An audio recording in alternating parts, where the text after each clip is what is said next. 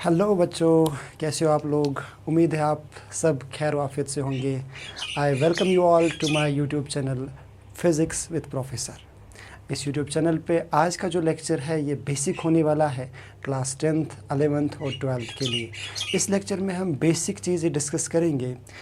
तो शुरू करते हैं आज का lecture without wasting your time. चलिए तो पहली चीज़ जो हमारे जहन में आती है फ़िज़िक्स को पढ़ने से पहले वो है कि हमारे पास जो फ़िज़िक्स है ये कहाँ से निकला है। तो पहले हम डिस्कस करेंगे साइंस को। तो पहला क्वेश्चन रहेगा व्हाट इज़ साइंस। तो पहला क्वेश्चन है हमारे पास साइंस होता क्या है एक्चुअल में। ठीक है, चलिए डेफिनेशन इसकी लिख लेते हैं फिर उसको डिस्कस कर लेते हैं। The word science has been derived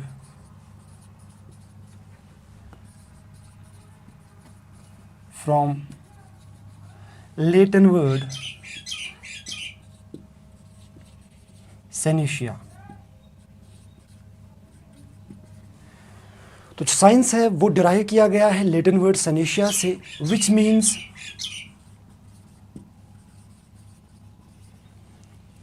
to know, या सिंपली हम इसको कह सकते हैं knowledge. It means science is a knowledge. ठीक है, simply it means science is a knowledge.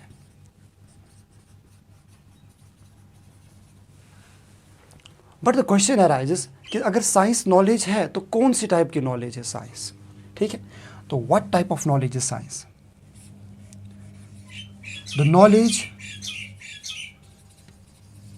gained through observations and experimentations।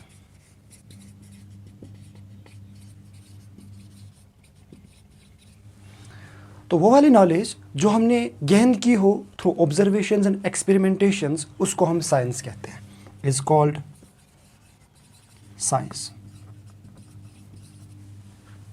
अच्छा, क्या मतलब ऑब्जर्वेशंस और एक्सपेरिमेंटेशंस, इसका मतलब क्या है, इस चीज़ को समझने की कोशिश कर लेते हैं। ठीक है, ऑब्जर्वेशंस और एक्सपेरिमेंटेशंस को समझने की कोशिश कर लेते हैं। यानी जो भी डिस्कवरी साइंस की हुई है उसमें दो चीज़ें ज़रूरी है। पहला चीज़ है ऑब्जर्व करना और दूसरा चीज़ है एक्सपेरिमेंट करना। ठीक है, चलिए इस चीज़ को हम डिफाइन कर लेते हैं, कोविड से रिलेटेड कर लेते हैं इसको, है ना। कोविड जो हुआ था उसके रिलेटेड हम ऑब्जर्वेशन और एक्सपेरिमेंट्स को पहले समझ लेते हैं। देखिए, जब चाइना के वुहान शहर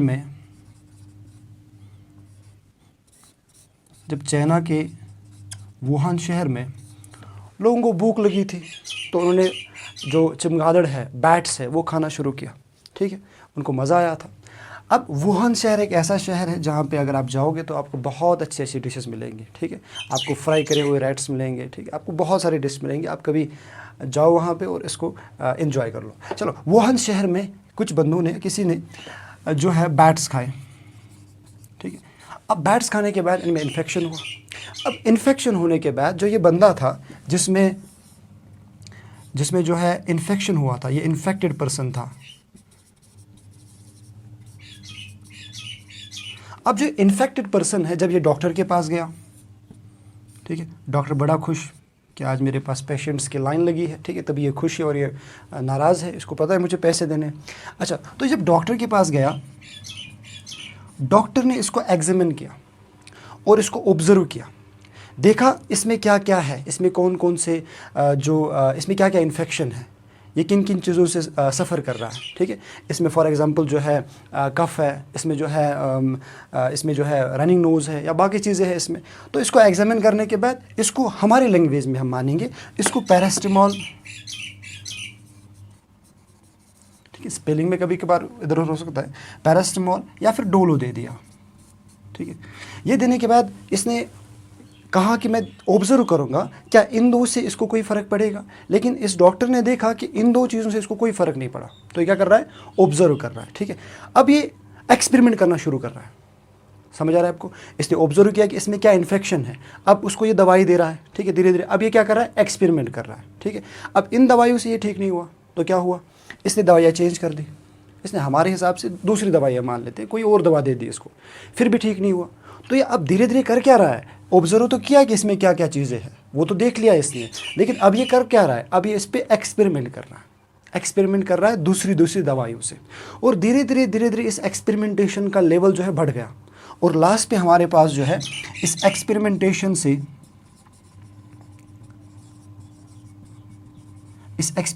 हमारे पास वैक्सीन आया, ठीक है। यानी जो वैक्सीन हमारे पास आया है वो कहाँ से आया, जब डॉक्टर्स ने ऑब्जर्व किया कि इन इफेक्टेड पर्सन्स में जो वायरस है वो डिफरेंट है, वो नॉर्मल फ्लू नहीं, वो डिफरेंट फ्लू है। तो उसके बाद उन्होंने इन पे एक्सपेरिमेंट शुरू किया, और ये एक्सपेरिमेंट जो है लास्ट पे ख़त्म हुआ एक इन्वेंशन पे, जो है हमारे पास वैक्सीन, ठीक है। क्लियर? यहाँ तक होप आपको समझ आया होगा कि कैसे ऑब्जर्वेशंस और एक्सपेरिमेंटेशंस हमें साइंस देता है। ये जो वैक्सीन है ये किसकी इन्वेंशन है, साइंस की इन्वेंशन है, तो हमें साइंस देता है। क्लियर है?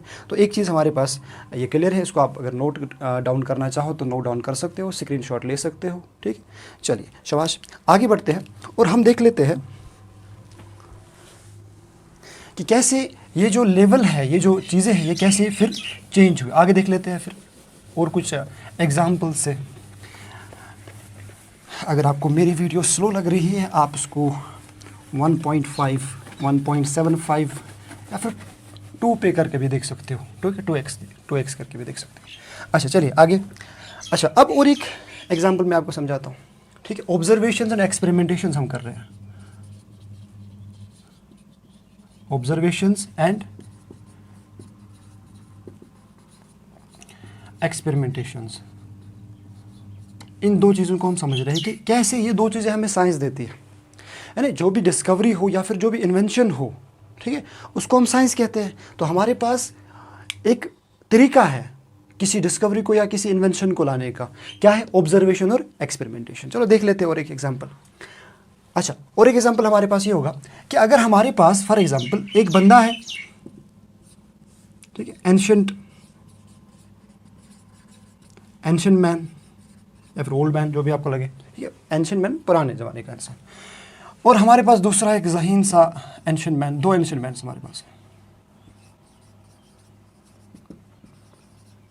हमारे पास दो एंशिएंट मैन्स हैं, ठीक है, पहला एंशिएंट मैन, दूसरा एंशिएंट मैन, ठीक है। अच्छा, ये मान लो ये हमारे विलेज का है, ठीक, बहुत ही ज़्यादा स्मार्ट सिटी, यानी बहुत ज़्यादा ज़हीन इंसान है ये, ठीक है। और ये मान लो अब आपके विलेज का या फिर आपकी सिटी का है। अच्छा, आपकी सिटी से और हमारी सिटी से मान लेते हैं कि सेम दूरी है, मान लेते हैं कि आपकी सिटी से और हमारी सिटी से एक पॉइंट ले लेते हैं, ये वाली, ठीक है, इस पे सेम दूरी है। सेम दूरी इन द सेंस जितनी दूरी यहाँ से यहाँ तक है, सॉरी एक सेकेंड, जितनी दूरी यहाँ से यहाँ तक है उतनी दूरी यहाँ से यहाँ तक भी है। मान लेते हैं ये सेम डिस्टेंस है, सेम डिस्टेंस, ये भी सेम डिस्टेंस। अच्छा, तो हमारे पास ये वाला जो बंदा है ए और ये बी मान लेते हैं। जो ए वाला बंदा है इस पे मान लेते हैं कि इसके पास हमने एक वुड लॉग दे दिया है, बड़ा सा वुड लॉग, इसको भी हमने एक वुड लॉग दे दिया है। तो दोनों को हमने वुड लॉग दे दिया है। अब वुड लॉग देने के बाद ये जो बंदा हमारे पास है, ये जो वुड लॉग वाला पहला वाला बंदा हमारे पास है, ये इसको लेना है यहाँ पे, इस डिस्टेंस पे, इस डिस्टेंस का नाम सी देते हैं, इसको सी डिस्टेंस पे लेना है, और इसको भी लाना है सी डिस्टेंस पे, यहाँ से यहाँ सेम दूरी, यहाँ से यहाँ सेम दूरी। अच्छा, तो ये वाला एंशिएंट मैन जो आपके एरिया का है वो क्या कर रहा है, पुराने ज़माने उस टाइम पे व्हील नहीं था, उस टाइम पे कोई चीज़ नहीं थी, कोई फैसिलिटी नहीं थी, तो इस पर रस्सी लगा के इसको खींच रहा है और यहाँ पर ला रहा है, ठीक है। ये भी सेम प्रोसीजर कर रहा है, इसको रस्सी लगा के खींच रहा है, ठीक है। लेकिन ये जो हमारे गांव का, मेरे गांव का जो बंदा है एंशिएंट पर्सन, इसने कुछ चीज़ें ऑब्जर्व की। क्या ऑब्जर्व किया इसने देखा कि जब मैं इस वुड लॉग को ला रहा हूँ, इसके नीचे जब कोई दूसरा वुड लॉग आता है, तो इसको पुल करना या पुश करना आसान होता है, इसको खींचना आसान होता है, समझ आ रहा है आपको? फॉर एग्जांपल मैं एक एंशिएंट पर्सन हूँ, तो मैं किसी वुड लॉग को ऐसे खींच रहा हूँ, तो मैं कैसे खींचूंगा? उसको रस्सी लगा के यहाँ अपने शोल्डर पे उसको ऐसे करूँगा, स्लाइड करूँगा, ठीक है? तो स्लाइडिंग फ्रिक्शन ज़्यादा होती है, आगे डिस्कस करेंगे। तो हमारे पास जब इसको ये खींच रहा है, इसने ऑब्जर्व किया कि जब इसके नीचे कोई वुड लॉग आता है तो मुझे जो है फोर्स कम देना पड़ रहा है। अगर मैं कम फोर्स दे रहा हूँ ये तेज़ चलता है, ठीक है? इसने क्या किया? ऑब्जर्व किया। क्या किया? ऑब्जर्व। क्या ऑब्जर्व किया? जब भी इसके नीचे कोई वुड लॉग आता है तो वुड लॉग आने पे मुझे इसको कम फोर्स दे के आगे ले जाना पड़ता है, ठीक है? ये तो खींच रहा है, आपके एरिया का बंदा खींच रहा है, ये नहीं ऑब्जर्व कर रहा है, ये चल रहा है, ठीक? अच्छा, उसके बाद इसने ऑब्जर्व करने के बाद एक्सपेरिमेंट करना शुरू कर दिया। कैसे? इसने देखा जब इसके नीचे एक वुड लॉग आता है तो वुड लॉग आने के बाद ये जो बड़ा वाला जो वुड लॉग है, इसके नीचे जब छोटा वुड लॉग आता है तो ये इजीली चलता है, इसको कम फोर्स देना पड़ता है। तो अब इसने ऑब्जर्व करने के बाद एक्सपेरिमेंट शुरू कर दिया। क्या एक्सपेरिमेंट कर दिया? इसने इसके नीचे रेक्टेंगुलर वुड लॉग लगाया, स्क्वायर वुड लॉग लगाया और बहुत सारे डिफरेंट शेप्स के वुड लॉग लगाना शुरू किया। लेकिन इसने देखा कि सबसे बेहतरीन रिजल्ट कब निकलता है? जब इस पर मैं एक सर्क्यूलर वुड लॉग लगाता हूँ, एक सिलेंड्रिकल वुड लॉग लगाता हूँ, ठीक है? अच्छा, उसके बाद क्या होता है? ईजिली चलता है। सॉरी। उसके बाद क्या हुआ? ये एक्सपेरिमेंट लेवल बढ़ गया। एक्सपेरिमेंट लेवल बढ़ने के बाद जो है हमारे पास एक्सपेरिमेंट लेवल बढ़ गया, एक्सपेरिमेंट इंक्रीजेस, और हमारे पास क्या आया? व्हील आया। जो इन्वेंशन ऑफ व्हील है, जो व्हील बना है हमारे पास, वो कहाँ से आया? ऑब्जर्व करना चीज़ों को, फिर इसी ऑब्जर्वेशन पे एक्सपेरिमेंट कर लेना। इसी को हम कहते हैं डिस्कवरी या इन्वेंशन ऑफ साइंस, और इसी को हम कहते हैं साइंस। होप आपको समझ आया होगा कि साइंस होता क्या है और हम कैसे इसको ऑब्जर्वेशन और एक्सपेरिमेंटेशंस पे समझ सकते हैं, ठीक है? इसको रब करके आगे बढ़ लेते हैं हम, ठीक है? किसी को देखना होगा अच्छे से तो आप देख सकते हो। अच्छा, उसके बाद फिर आगे बढ़ते हैं हम।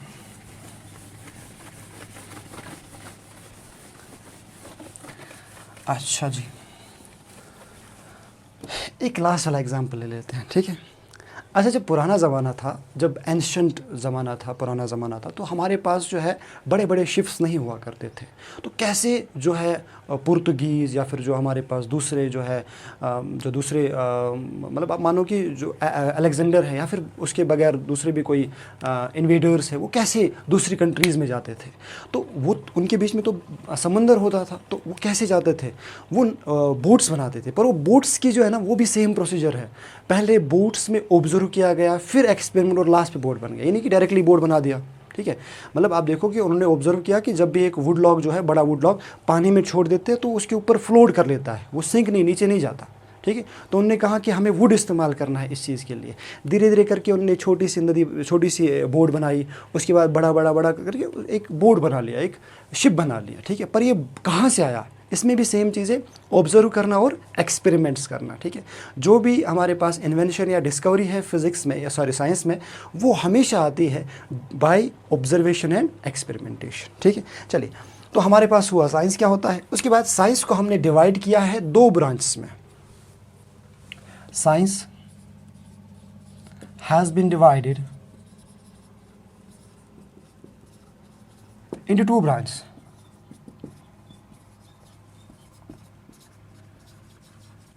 कौन कौन सा? पहला branch biological science,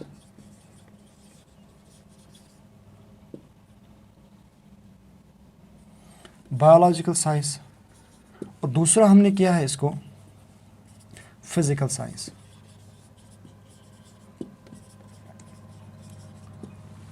biological science क्या होते हैं? दोज विच डील्स विथ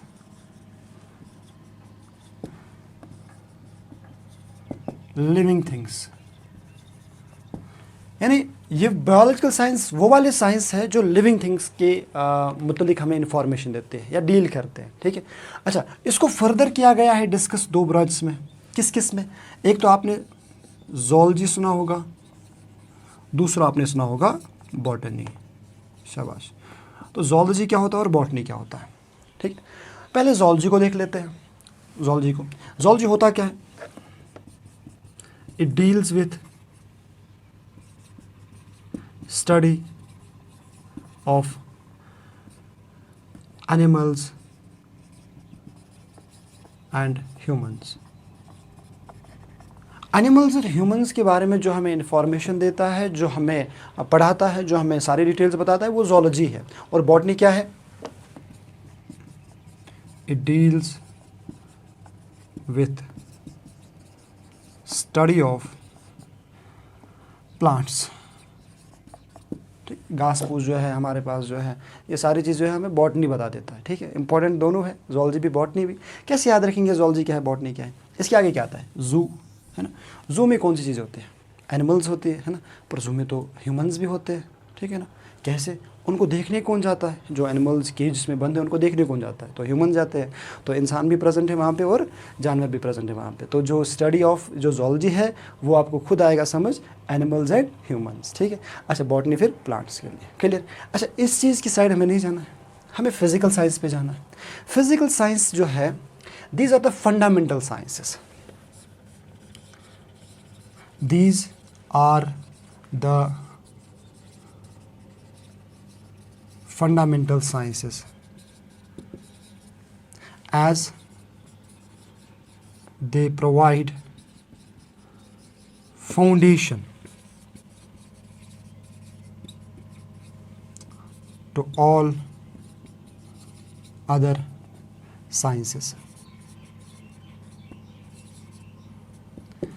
है ना। जो हमारे पास फिज़िकल साइंसेस है वो वाले साइंसेस है जो हमारे पास फाउंडेशन देते हैं हमें दूसरे साइंसेस के रिगार्डिंग। मतलब जो हमारे पास फिज़िकल साइंस है, these are the important sciences. ठीक है, सबसे ज़्यादा इंपॉर्टेंट साइंसेस हमारे पास कौन से हैं? Physical sciences. तो इसके टाइप्स क्या है? इसमें हमारे पास आता है फिज़िक्स, जो कि हमें पढ़ना है, जो मैं आपको इंशाल्लाह पढ़ाऊँगा। दूसरा हमारे पास आता है इसमें मैथ्स। तीसरा हमारे पास आता है इसमें केमिस्ट्री एंड एट्सट्रा, और भी बहुत सारी चीज़ें इसमें होती हैं। तो विदाउट वेस्टिंग टाइम हम स्टार्ट करेंगे, आप इसको नोट डाउन कर सकते हो। विदाउट वेस्टिंग टाइम हम स्टार्ट करेंगे व्हाट इज़ फिज़िक्स। ठीक है, चलिए इसको रब कर लेते हैं। उम्मीद है आप सब लोगों ने यहाँ तक वीडियो देखा होगा। अगर देखा है तो आप वीडियो को लाइक करें, शेयर करें, चैनल को सब्सक्राइब कर लें। नया चैनल है, आपके सब्सक्राइब करने से, लाइक शेयर कमेंट करने से हमें एनर्जी मिलती है और हम जल्दी से दूसरा वीडियो लाने की कोशिश कर लेते हैं। चलिए आगे। अब हमारे पास what important question, what is physics? Physics होता क्या है? अच्छा, तो फिज़िक्स को डिफ़ाइन करना हमारे पास बहुत इंपॉर्टेंट चीज़ है, क्योंकि ये बेसिक चीज़ हमारे पास है। तो लिख लेते हैं,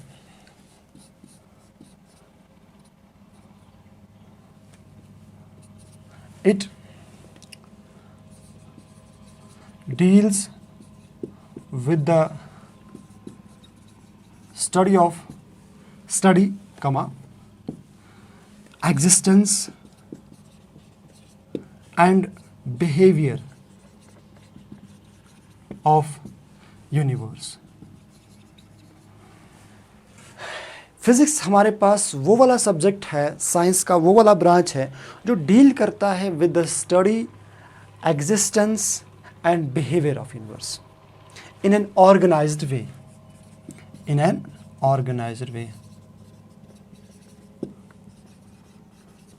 एक ऑर्गेनाइज्ड वे में हम फिज़िक्स को पढ़ लेते हैं। हमारे पास लॉज है, हमारे पास थ्योरीज है, उन चीज़ों से हम यूनिवर्स को स्टडी करते हैं, उसी को हम बोलते हैं फिज़िक्स। ठीक है। अच्छा, क्या मतलब स्टडी करना, क्या मतलब एग्जिस्टेंस, क्या मतलब बिहेवियर, या फिर आप और लिख सकते हो स्टडी का वर्किंग लिख सकते हो यहाँ पे। ठीक है, ठीक है।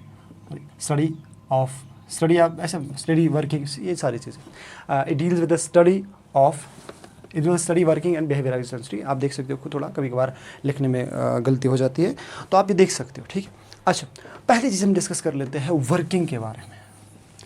देखिए, यूनिवर्स वर्क कैसे करता है, जो वर्किंग ऑफ यूनिवर्स है, डे नाइट बनता है, ठीक है, ईयर्स बनते हैं, सीजन्स बन लेते हैं, ये कैसे बन जाते हैं, ये सारी चीज़ें हमें वर्किंग में पढ़नी है। ठीक है। अच्छा, दूसरी चीज़ एग्जिस्टेंस, ये कहाँ से है, कैसे है, कब से है, बिग बैंग थ्योरी, ठीक है, गैलेक्सीज, ठीक है, यूनिवर्स में ये सारी जो हमारे पास एस्ट्रोनॉमिकल बॉडीज़ है, ठीक है, ये सारा ग्रेविटेशन, ये सारा इसका जो है ये सारी चीज़ें पढ़ना। बिहेवियर इसका, ठीक है, ये कैसे बिहेव कर लेता है। देखिए, अभी जून चल रहा है तो यहाँ पे जो है टेम्परेचर बहुत ज़्यादा है, ठीक है। अभी कश्मीर में तो फिर भी अच्छा टेम्परेचर है, लेकिन बाहर जो है बहुत टेम्परेचर है, अभी भी बहुत ज़्यादा टेम्परेचर होता है।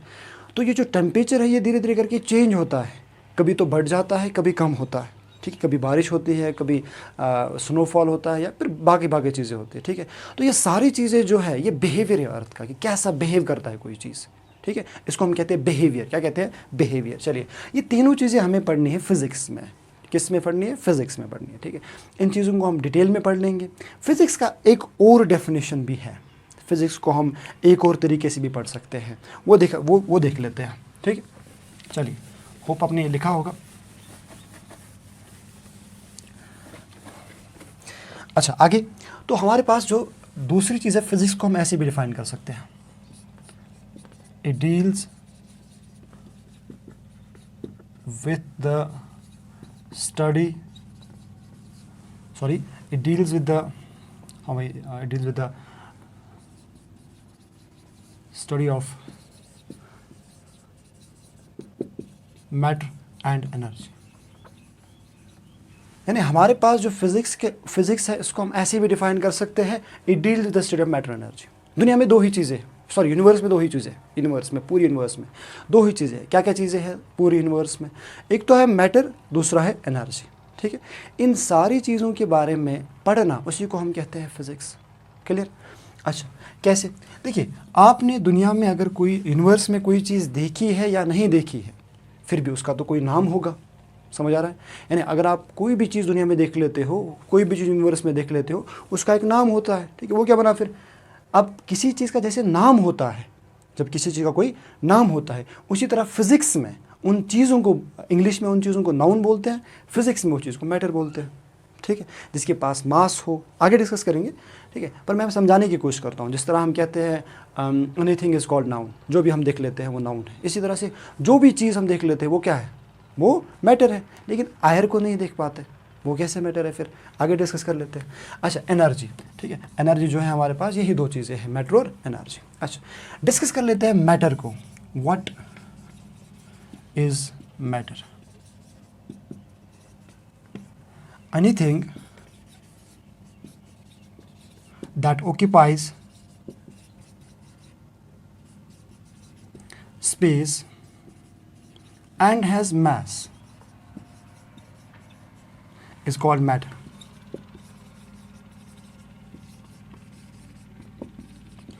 वो चीज़ जिसके पास मास हो और वो ऑक्यूपाई स्पेस करता हो, उसको हम बोलते हैं मैटर। अच्छा, मैटर की भी टाइप्स हैं। क्या क्या टाइप्स हैं? पहली, इसको हम कहते हैं सॉलिड, पढ़ा होगा आपने, पता होगा। दूसरा लिक्विड, तीसरा गैस, और फोर्थ प्लाज्मा। हाँ, फिफ्थ भी है आयना, जो हमारे पास आता है बोस आइंस्टाइन कंडेंसेट, उसको हम भी स्किप कर रहे हैं, ठीक है, उतना ज़रूरी नहीं है। ये चार चीज़ें जो हमारे पास बहुत इंपॉर्टेंट है।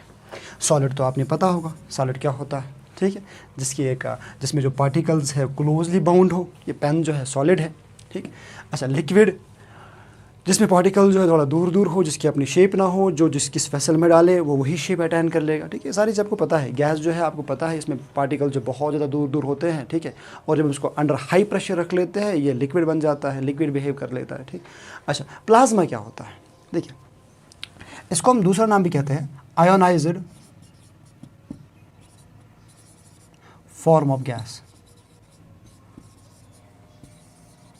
आयोनाइज्ड फॉर्म ऑफ गैस किसको कहते हैं हम? Ionised form of gas, plasma को। देखिए, हमारे पास सॉलिड है, मान लेते हैं हमारे पास जो है आइस क्यूब्स है, ठीक है। आइस क्यूब्स जो है वो हम अक्सर इस्तेमाल ड्रिंक्स में कर लेते हैं, कोल्ड ड्रिंक्स में, ठीक है। अब गलत कोई समझना नहीं। उसके बाद जो है हम जब ड्रिंक्स में डाल देते हैं और वो फिर चेंज होते हैं लिक्विड में, ठीक। अगर मैं आइस क्यूब 7-8 लूँ, उनको मैं पैन में रख लूँ, उस पैन को नीचे से आग लगा लूँ, ठीक है। अब वो पैन गर्म होगी और जो ये सॉलिड क्यूब्स है ये चेंज हो जाएंगे, किस में? लिक्विड में चेंज हो जाएंगे। और मैं उसको ज़्यादा हीट दूंगा, वो किस में? वो अब धीरे धीरे करके वेपराइज होना स्टार्ट हो जाएगा, यानी वो गैसियस फॉर्म में चेंज होना होगा। अगर मैं उसको ज़्यादा दूँ, ज़्यादा हीट दूँ, तो एक टाइम ऐसा आएगा जो हमारे पास एक गैसियस स्टेट होता है, ठीक है। समझाने के लिए मैं कह रहा हूँ, जो गैसियस स्टेट होता है हमारे पास, ये चार्ज होता है, इसी को हम कहते हैं आयनाइज्ड। आयन मतलब इसमें आयन आते हैं, पॉजिटिव और नेगेटिव, ठीक है। आयन आते हैं ना, तो इसका मतलब ये चार्ज होता है। तो प्लाज्मा होता है आयनाइज्ड फॉर्म ऑफ गैस या चार्जड गैस, आप समझ सकते हो, ठीक है। होप आपको समझ आया होगा। ये 4 फॉर्म्स क्या होती हैं हमारे पास, ठीक है। अच्छा चलिए, अब दूसरी चीज़ हमारे पास जो है वो है एनर्जी, ठीक है। या फिर मैटर में कोई और चीज़ें भी आती है। हाँ, मैटर को किस में मेजर कर लेते हैं हम, केजी में मेजर कर लेते हैं, कैलोरीज में मेजर कर लेते हैं, ठीक है। जैसे हमारे पास ये महंगी घड़ी है, ठीक है, अमीर इंसान तो अब गरीबों के पास कहाँ होगी। तो हम जब इसमें वॉक कर लेते हैं, जिम वगैरह कर लेते हैं, तो हमें हमें दिखाता है कि आपने कितनी कैलोरीज बर्न की है। कैलोरी मतलब क्या होती है, ये एक फॉर्म ऑफ एनर्जी है, ठीक है। हमारे जो in the form of heat जो हमारी बॉडी से एनर्जी निकलती है, दैट्स कॉल्ड एज, उनको हम कैलोरी कहते हैं, ठीक है। तो ये सारी चीज़ें आपको पता होगी। इन चीज़ों को आप नोट डाउन कर लीजिए। किसी को कॉपी करना है, स्क्रीनशॉट उठा के बाद में लिख सकते हो, अभी वीडियो को पॉज करके लिख सकते हो। थैंक यू यहाँ तक आने के लिए। इसका मतलब आपको वीडियो में मज़ा आ रहा है।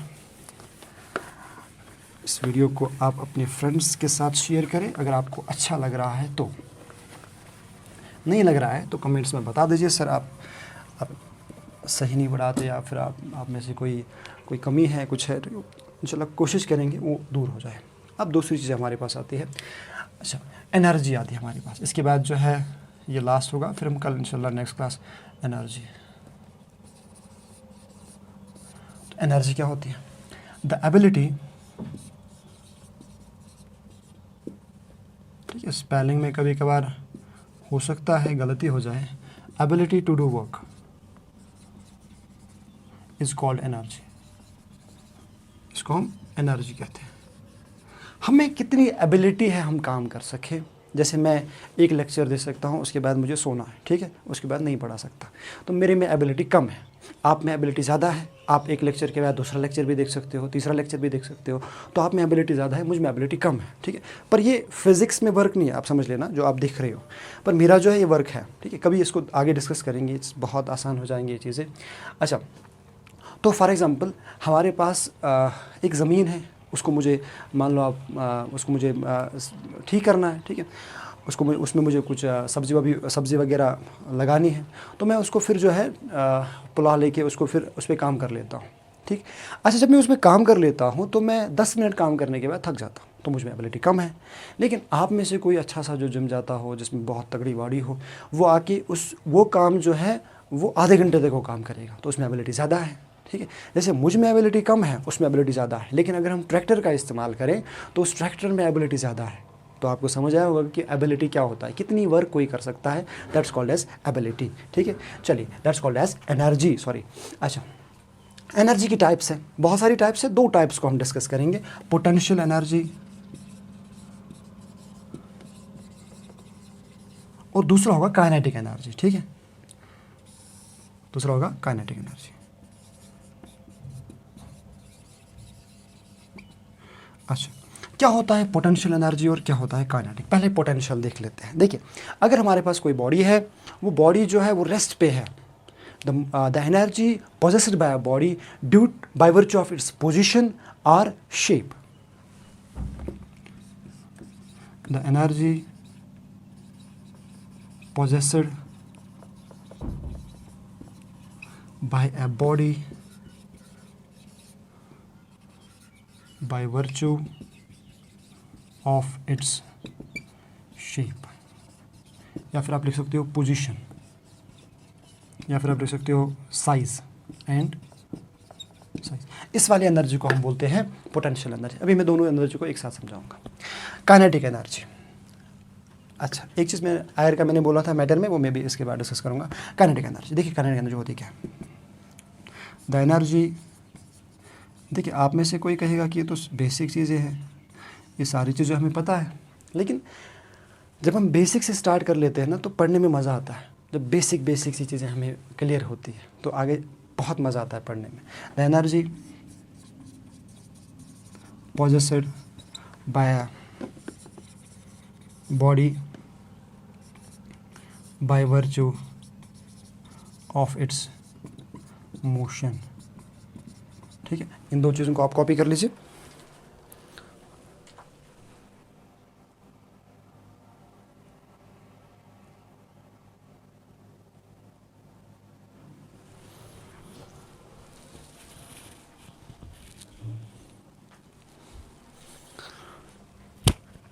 अच्छा, तो हमारे पास दो एनर्जी होती है, पोटेंशियल एनर्जी और काइनेटिक एनर्जी। पोटेंशियल एनर्जी वो वाली एनर्जी होती है जो किसी बॉडी में होती है bye virtue of motion, sorry bye virtue of shape, bye virtue of size और बाय वर्च्यू ऑफ पोजीशन। ठीक है, ये क्या है? पोटेंशियल एनर्जी है।